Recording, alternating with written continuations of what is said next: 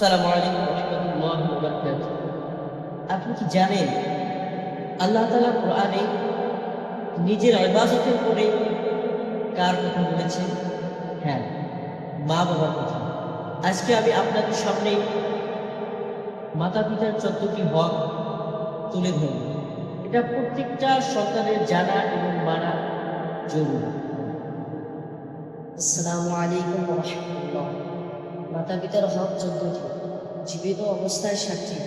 Number ১, আযমত অর্থ ভক্তি শ্রদ্ধা করা। নাম্বার ২, মুহাব্বাত অর্থ ভালোবাসা। নাম্বার ৩, তাআত আনুগত্য প্রদর্শন করা। নাম্বার ৪, খিদমত অর্থ সেবা করা। নাম্বার ৫, ওয়াকায়ে হাজত অর্থ প্রয়োজন পূরণ করা।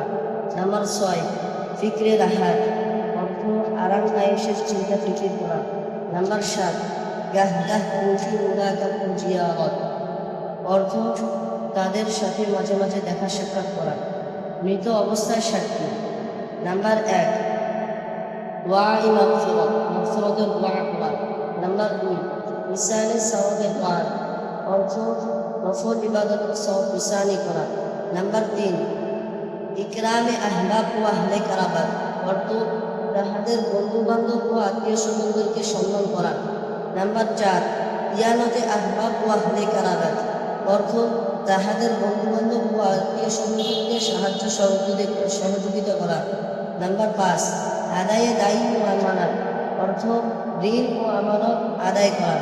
নাম্বার ৬, তানফিজে জায়েজে ওসিয়ত অর্থ বৈধ ওসিয়ত পূরণ করা।